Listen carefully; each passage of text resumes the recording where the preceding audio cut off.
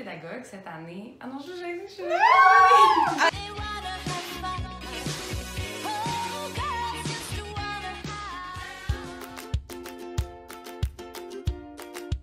Salut tout le monde! On espère que vous allez bien.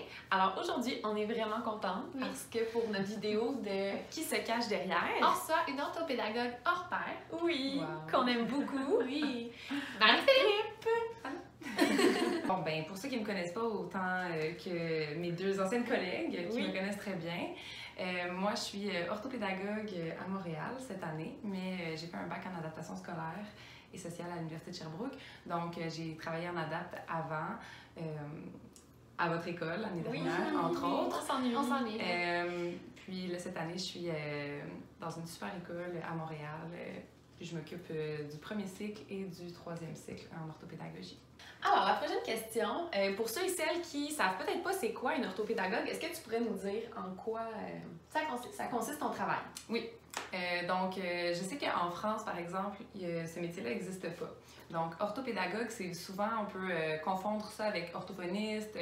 Il y a même certains parents, des fois, qui se demandent psychoéducation, Ouais, pédagogie. Tu sais, c'est des services pour les élèves dans le milieu scolaire, mais on se demande des fois c'est quoi la différence. Orthopédagogue, c'est vraiment au niveau des apprentissages, donc le côté académique. Moi, je veux vraiment aider les élèves qui ont des difficultés sur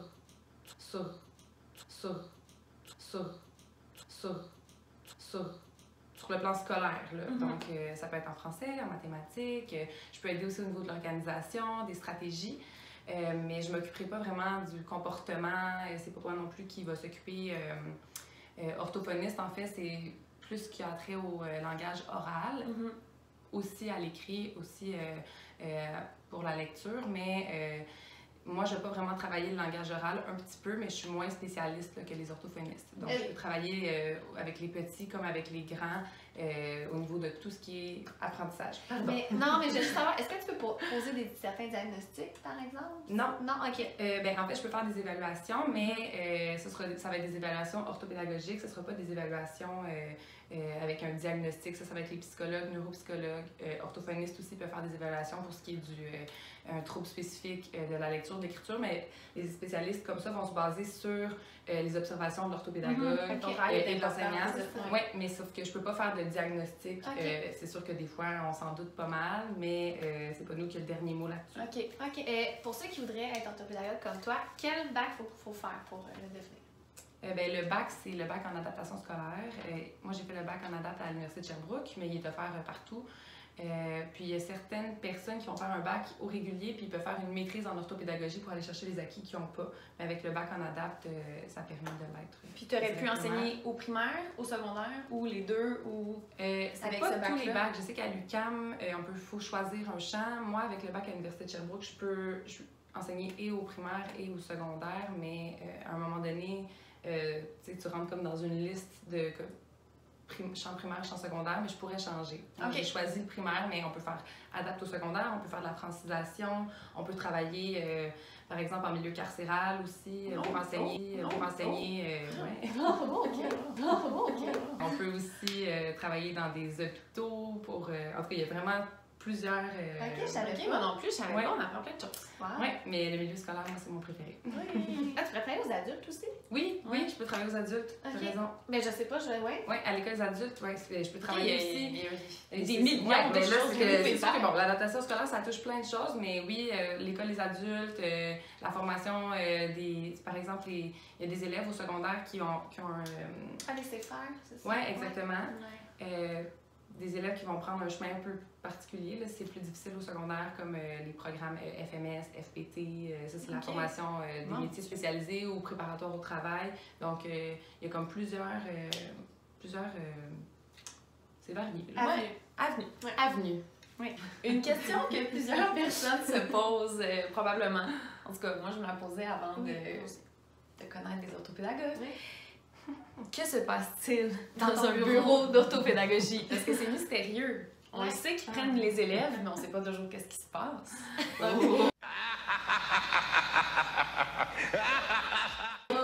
C'est quoi ton horaire type d'une semaine pour ceux qui savent pas?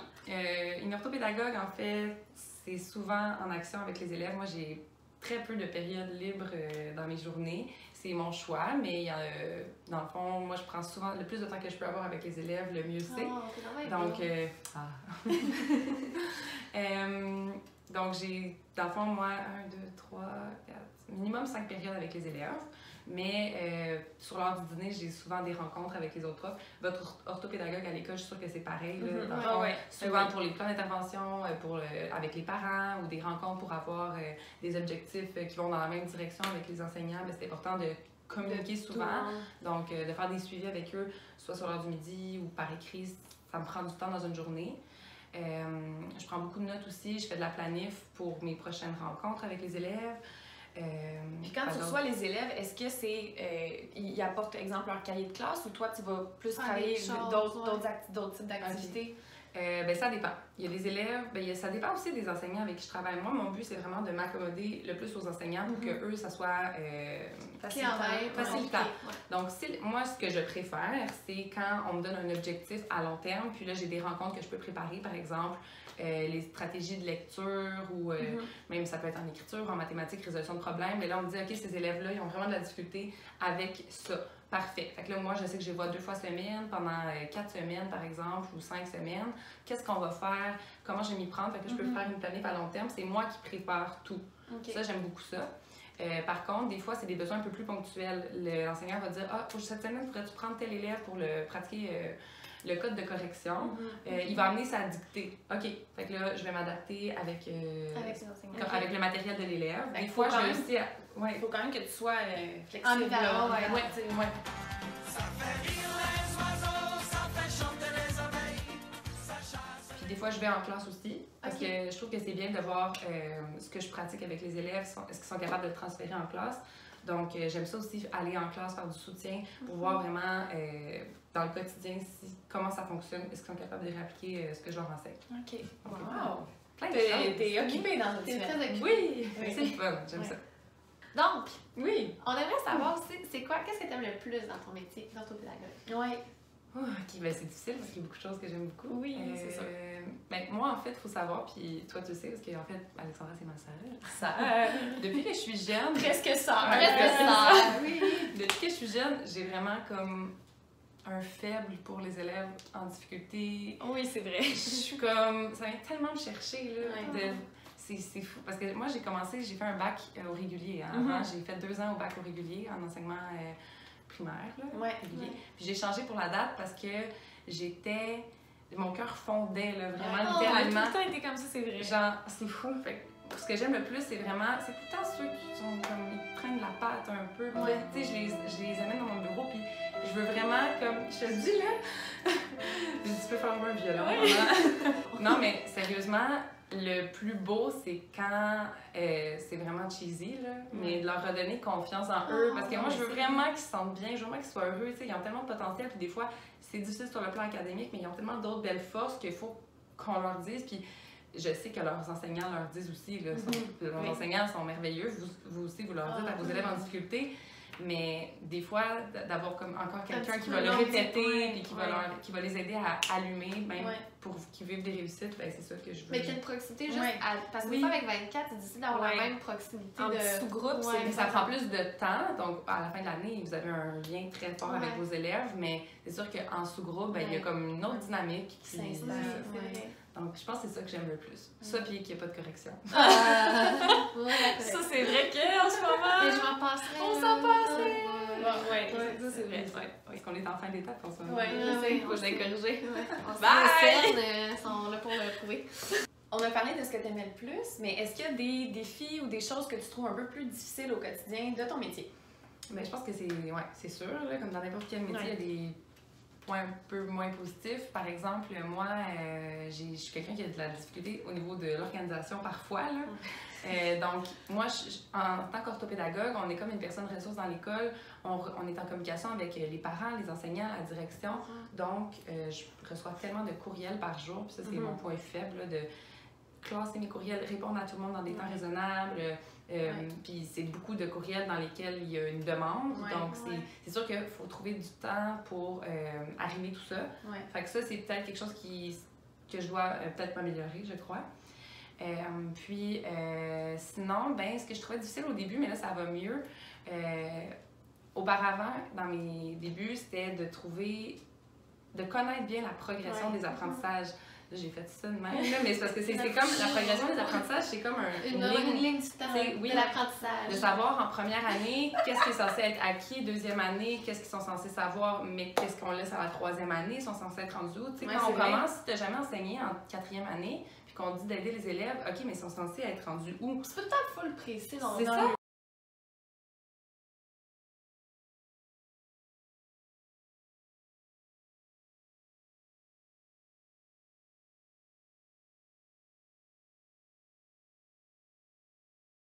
Non, la progression, c'est ça. Donc, moi, j'ai trouvé ça difficile au début, là, ça va vraiment mieux, mais de connaître vraiment.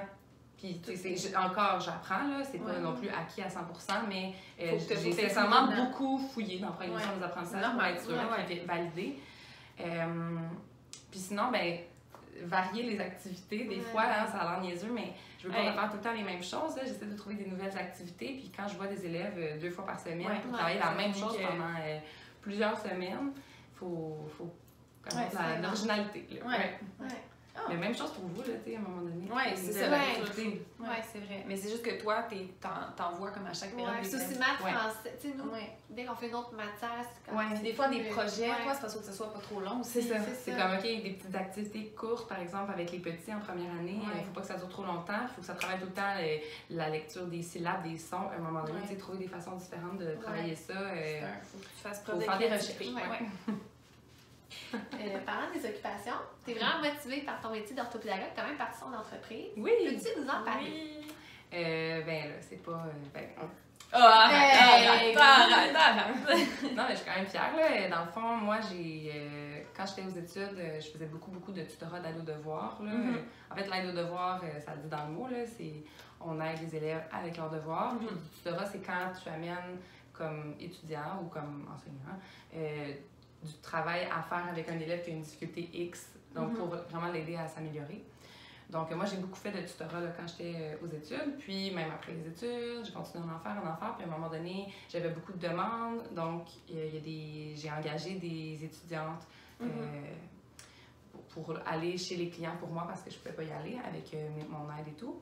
Donc là, j'ai tout mis ça ensemble, puis j'ai juste ajouté le nom Scolaide. Donc, j'ai mon site internet, puis là, j'ai commencé à avoir vraiment beaucoup de demandes. Est-ce que tu cherches des gens par hasard? Oui, toujours. Donc, si vous êtes étudiant, écrivez-lui. Oui. On va mettre l'adresse en bas de la vidéo. Puis même si vous n'avez jamais fait de tutorat nécessairement, c'est sûr que moi, j'engage juste des gens qui étudient dans le domaine. Donc, c'est sûr qu'il faut se faire confiance à un moment donné, il faut se lancer. Puis si on est comme moins confiant, bien, soyez rassurés, c'est normal. Puis moi, je suis là justement, quand j'engage quelqu'un, bien, souvent je vais prendre un café avec elle, je lui présente le portrait de l'élève qu'elle va suivre. Moi, j'ai discuté avec les parents avant. Tu fais comme le pont entre les... C'est ça. Puis après ça, bien, je suis tout le temps là pour donner des ressources ou de l'aide aux tuteurs. Mais c'est sûr que moi aussi, de mon côté, je fais de la rééducation privée là, à Montréal. Donc, j'ai aussi mes élèves à moi que je suis. Oh, wow! Merci. Puis elle aussi, c'est un compte Instagram où tu donnes plein de trucs pour les profs. Oui, dans le fond, ça c'est super pertinent parce que nous, ce qu'on partage sur Instagram, c'est plus nos activités qu'on fait avec notre classe. Mais il n'y a pas beaucoup de comptes avec des orthopédagogues. Oui, c'est vrai. Okay, tu fais même des activités, attends, des activités sur ton site, non? Oui, exactement. Oui, c'est vrai. Sur mon blog, sur le site scolaire, il y a une section avec des articles, puis vraiment du clé en main, là, du matériel à utiliser à la maison. Ça peut être aussi pour les parents ou pour les profs. Là, il y a vraiment de tout. Oui. OK, allez consulter ça. Alors, on espère que vous avez aimé la vidéo d'aujourd'hui. Si vous avez d'autres questions pour Marie-Philippe à propos du métier d'orthopédagogue, écrivez-les en bas, on va lui transférer. Oui, et n'oubliez pas de mettre un petit pouce si vous avez aimé ça.